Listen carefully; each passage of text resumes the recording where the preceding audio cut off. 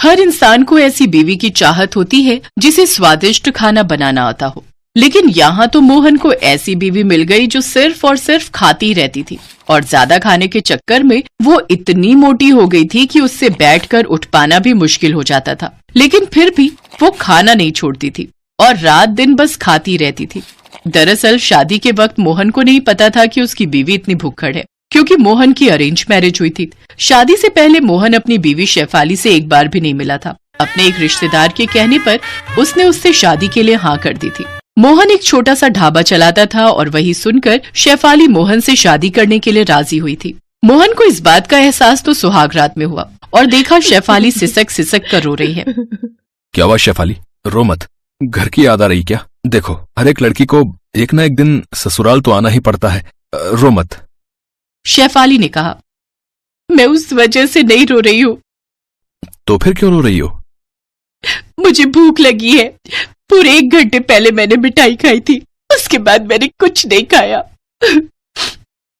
लेकिन 1 घंटे में तुम्हें भूख कैसे लग गई? मुझे खाने के 5 मिनट बाद भूख लग जाती है। आप 1 घंटे की बात कर रहे हो, मुझे खाना ला कर दो। अब ठीक है, मैं खाना लाता हूँ। शादी का खाना बच गया था। उसमें से मोहन ने शेफाली को बटर नान और छोले ला कर दिया। अरे वाह, ये तो मुझे बहुत पसंद है। शेफाली ने 1 मिनट के अंदर 10 बटर नान खत्म कर दिया और कहा, और नान लाइए। मोहन और 10 नान लेकर आया। शेफाली ने वो भी 1 मिनट के अंदर खत्म कर दिया। और लाइए। अब नान तो खत्म है। तो फिर राइस, बिरयानी और मटन लाइए। मोहन दौड़कर खाना लाने लगा और शेफाली खाती गई। और लाइए। अरे सारा खाना खत्म हो गया है शेफाली। मुझे कुछ नहीं पता, मुझे खाना लाकर दीजिए, मुझे मैगी बनाकर दीजिए। इतना खाने के बाद भी शेफाली की भूख खत्म नहीं हुई। मोहन ने एक साथ 10 पैकेट मैगी बनाकर दिया और मैगी खाने के बाद शेफाली ने कहा, हाँ अब थोड़ा ठीक लग रहा है, चलिए सो जाइए। शेफाली रजाई ओढ़कर सो गई। मोहन भी सो गया और नींद में शेफाली एक के बाद एक जहरीली बदबूदार गैस छोड़ने लगी। अरे ये क्या, ये किससे शादी कर ली मैंने? इससे अच्छा तो मैं पूरी जिंदगी अकेला रहता। लेकिन अब पछताए होत क्या जब चिड़िया चुग गई खेत। ये तो बस शुरुआत थी। अगले दिन सुबह उठकर घर की जितनी भी सब्जियां थी शेफाली वो सब कच्ची खा गई। मोहन ने उठकर देखा तो रसोई में खाने के लिए कुछ भी नहीं था। ये क्या, यहाँ तो कुछ भी नहीं है। मुझे क्या पता, मुझे भूख लगी थी इसीलिए मैंने सब कुछ खा लिया। अब मुझे दोपहर को फिर से भूख लगेगी, तब मैं क्या खाऊंगी? ठीक है, मैं ढाबे से तुम्हारे लिए खाना भेज दूंगा। मोहन बिना नाश्ता किए ढाबे पर चला गया, लेकिन उससे शेफाली को कोई फर्क नहीं पड़ा। वो बस खाने के बारे में ही सोचने लगी। दोपहर को ढाबे से मोहन ने 2 प्लेट बिरयानी भेज दिया, लेकिन 2 प्लेट बिरयानी खाकर भी शेफाली का पेट नहीं भरा। शाम को मोहन के लौटने पर शेफाली जोर जोर से रोने लगी। अब क्या हुआ, क्यों रो रही हो? खाना तो भेज दिया था मैंने। 2 प्लेट बिरयानी से मेरा पेट नहीं भरा। आपको तो पता है मैं कितना खाती हूँ, मुझे कम से कम 20 प्लेट बिरयानी चाहिए। 20 प्लेट? शेफाली मैं गरीब हूँ, ढाबे से ज्यादा पैसा आता नहीं है। ऊपर से तुम इतना ज्यादा खाओगी तो कैसे चलेगा बताओ? और अपना वजन देख रही हो? अरे ऐसे ही वजन बढ़ता रहा तो 100 बीमारियां आकर जकड़ लेंगी तुम्हें। क्या? आपने मेरे खाने को और मोटापे को लेकर ताना मारा। मैं चली जाऊंगी, मैं आज ही मायके चली जाऊंगी। अब मोहन मुश्किल में पड़ गया। शादी के 1 दिन बाद ही अगर बीवी मायके चली गई तो लोग क्या कहेंगे? मोहन शेफाली को समझाने लगा।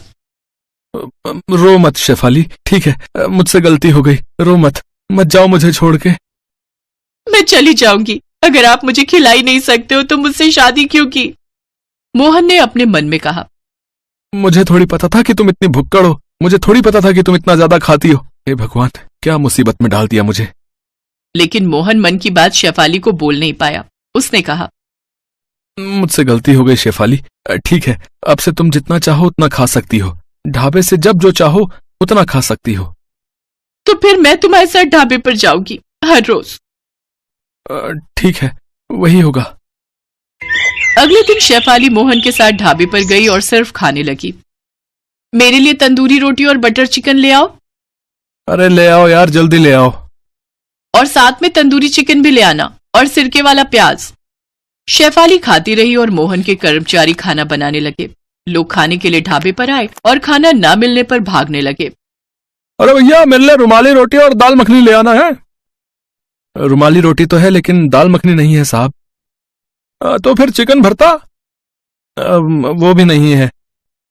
पनीर? वो भी खत्म हो गया है साहब। अरे यार, तो फिर है क्या है? ठीक है, जाओ, सिर्फ रुमाली रोटी ले आओ, नमक के साथ खा लूंगा। तभी मोहन के कर्मचारी ने चिल्लाकर कहा, रुमाली रोटी भी अभी अभी खत्म हो गई है और रोटी बनाने के लिए मैदा भी नहीं है। अरे यार, मुझे इस ढाबे पर आना ही नहीं चाहिए था और कभी नहीं आऊंगा। कस्टमर भागने लगे और शेफाली खाती रही। मोहन का दिल जोर जोर से धड़कने लगा। हे भगवान, ऐसे ही चलता रहा तो मुझे ढाबे पर ताला लगाना पड़ जाएगा। पता नहीं मैंने शादी की ही क्यों। शाम को सारा खाना खत्म करने के बाद शेफाली सोने के लिए घर चली गई। मोहन मुंह फुलाकर ढाबे पर ही बैठा रहा। उसका कर्मचारी वहां आया। क्या सोच रहे हैं मालिक? तेरी शादी हो गई है? नहीं मालिक। कभी मत करना, और करेगा भी तो पहले से लड़की के बारे में जांच पड़ताल कर लेना। मेरी तो जिंदगी खराब हो गई है, लेकिन तू अपनी जिंदगी खराब मत करना। हिम्मत रखिए मालिक, मालकिन को एक ना एक दिन समझ में आ जाएगा कि इतना ज्यादा खाना अच्छी बात नहीं है। तब तक मेरे फोटो पर माला चढ़ चुकी होगी। इसके बाद 1 महीने तक शेफाली ढाबे से खाना खत्म करने लगी। मोहन और गरीब होता गया और महीने के अंत में लोगों से उसे उधार भी लेना पड़ा। मोहन जब सब कुछ छोड़ छाड़ कर भागने की सोच ही रहा था, तभी एक रात को अचानक से शेफाली के सीने में दर्द होने लगा। बहुत दर्द हो रहा है। शेफाली सीना पकड़कर बैठ गई। मोहन उसे तुरंत अस्पताल ले गया और डॉक्टर ने कहा, शेफाली जी, छोटा मोटा हार्ट अटैक हुआ है आपको। Heart attack? लेकिन कैसे? क्यों? अभी तो मेरी उम्र इतनी कम है। हार्ट अटैक उम्र देखकर नहीं, लाइफस्टाइल देखकर आता है। आपको ये सब खाना बंद करना होगा। आपके शरीर में कोलेस्ट्रॉल बहुत ज्यादा है। मुझे इतनी जल्दी मरना नहीं है, मैं मरना नहीं चाहती हूँ। आपको काम करना होगा, खाना कम करना होगा, नहीं तो फिर से हार्ट अटैक आ जाएगा। शेफाली डर गई और उसके बाद से वो पूरी तरह बदल गई। उसने खाना बहुत कम कर दिया और मोटापा कम करने के लिए वो ढाबे पर काम करने लगी। उससे ढाबे का भी फायदा होने लगा। धीरे धीरे लोग आने लगे और मोहन को मुनाफा हुआ और ऐसे ही भुक्खड़ बीवी पतली हो गई और मोहन अपनी बीवी के साथ खुशी खुशी रहने लगा।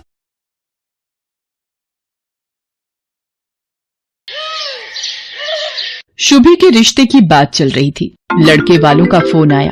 शुभी के पापा योगेश प्रसाद ने फोन उठाया। जी नमस्ते भाई साहब। जी 5 बजे रेस्टोरेंट पहुंचने का टाइम है।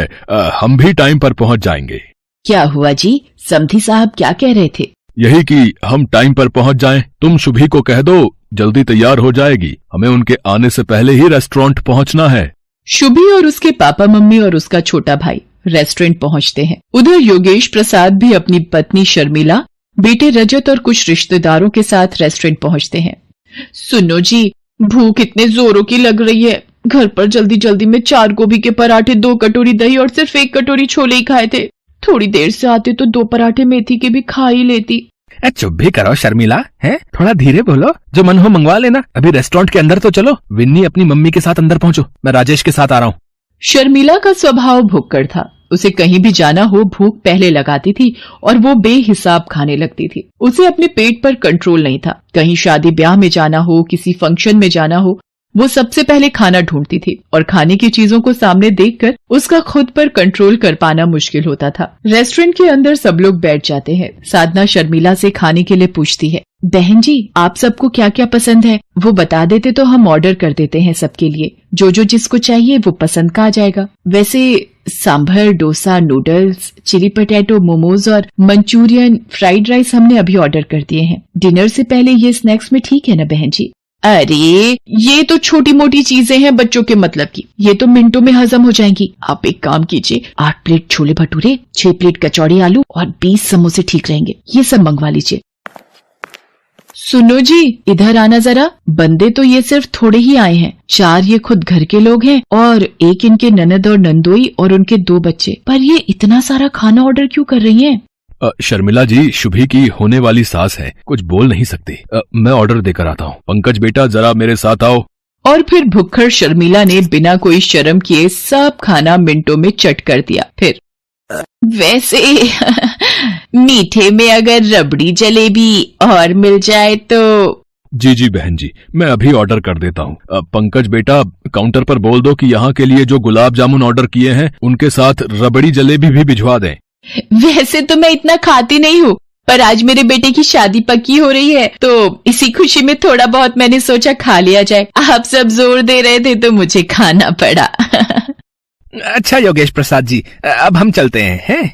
और फिर कुछ दिनों बाद धूमधाम से शुभी और राजेश की शादी हो जाती है। शुभी शादी के बाद फेरा डालने जाती है। परिवार के सब लोग शुभी के साथ जाते हैं। शुभी, तेरे सास ससुर को जो भी पसंद है बता दे, मैं वही मंगवा भी लूंगी और काफी कुछ घर पर भी बना लिया है। अरे मम्मी, मेरे ससुराल वाले सब कुछ खा लेते हैं, आप चिंता मत करो।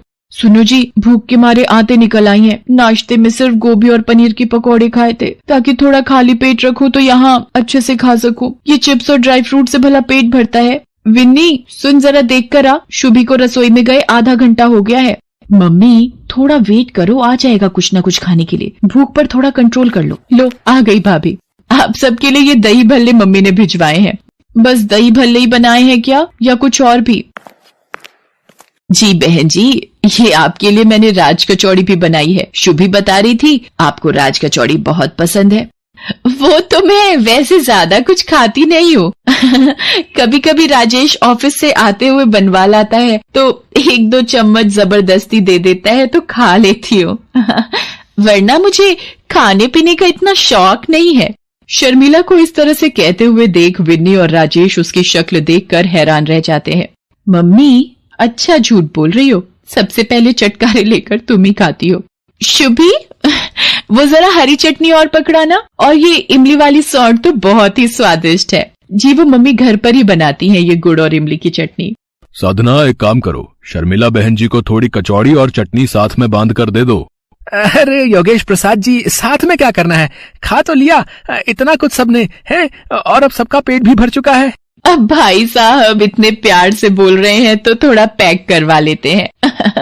साधना बहन जी ने इतने प्यार से बनाया है तो उनका भी तो मान रखना बनता है। शर्मिला के स्वभाव के बारे में सब रिश्तेदार जानते थे, पर कोई भी शर्मिला के मुंह पर कुछ नहीं बोलता था। एक दिन शर्मिला की सहेली पुष्पा की बेटी की शादी थी।